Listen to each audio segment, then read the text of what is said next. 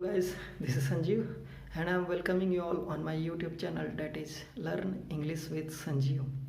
So as you all know that I am doing a challenge with Josh Talk, and the challenge is to shoot a videos of 90 days in English speaking.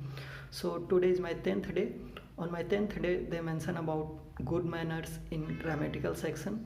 So in grammatical section they mention about good manners and they put 4 words over there. That is, the first one is please.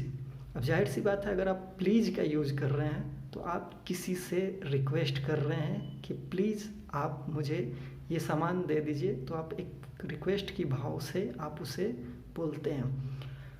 Second word है sorry.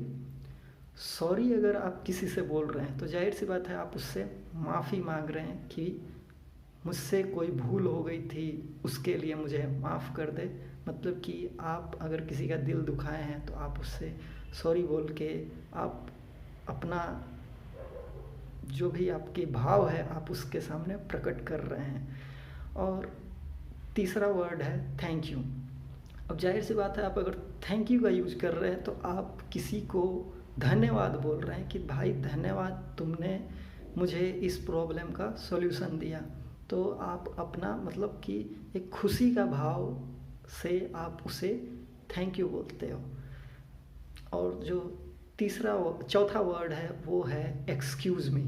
अब जाहिर सी बात है अगर आप excuse me बोल रहे हैं तो एक्सक्यूज़ मी फिर यहाँ पे आप 2 तरीके से बोल सकते हैं। एक तो होता है अगर हम एक्सक्यूज़ मी को ऐसे देखें तो माफ़ कीजिएगा, ऐसे तो वो लोग कहते हैं। लेकिन अगर आप सपोज किसी से पहली बार भी बात कर रहे हैं तो आप उसे एक्सक्यूज़ मी बोल के भी बात करते हैं। बहुत कोई आप देखे होंगे, एक्सक्यूज़ मी, क्या आप मुझे यहाँ जो भी आपको कहीं सपोज आपको कहीं जाना है तो आप उससे बोलते हैं एक्सक्यूज़ मी, कहीं आप मुझे ये बता सकते हैं कि इस जगह का पता क्या है। या फिर बहुत बार ऐसे भी होता है कि सपोज आप किसी ग्रुप में हैं और आप अपने ग्रुप में बात कर रहे हैं और आपको लगता है कि अब आपकी बात कंप्लीट हो गई और आप अब उस ग्रुप के पार्ट नहीं होना चाहते हैं, तो भी आप एक्सक्यूज़ मी बोल के आप उस ग्रुप से बाहर निकल सकते हैं। तो ये कुछ वर्ड्स उन्होंने मेरे ग्रामेटिकल सेक्शन में मेंशन किया है। Now moving towards the second section, that is the speaking section. या you can make call and can practise with your practice partner, whoever comes in your front, you can practice with your practice partner. The more you practice, the more perfect you become in English speaking. Now moving towards the third section, that is the vocab section. They mention 5 words. The first word is झील। अब झील को हिंदी में कहेंगे उत्साह या अधिक ऊर्जा, महान ऊर्जा। और इसे इंग्लिश में कहेंगे great energy and passion. Second word होगा बिहेवियर।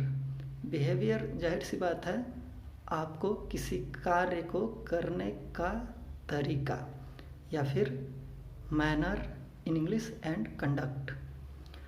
Abolish third word. अब एबॉलिश है तो औपचारिक रूप से किसी कार्य को अंत करना हिंदी में, और इंग्लिश में कहेंगे एंड एंड टर्मिनेट। चौथा वर्ड है डाइवर्ट। डाइवर्ट को हिंदी में कहेंगे एक दिशा से किसी दूसरे दिशा में मोड़ना, और इंग्लिश में कहेंगे डीरूट एंड डिस्ट्रैक्ट। और पांचवा वर्ड है डोनेट। अब डोनेट को हिंदी में कहेंगे देना या प्रदान करना। और I want to say that please do subscribe my channel and share its links with your friends and family. Till then, stay fit and fine. Goodbye.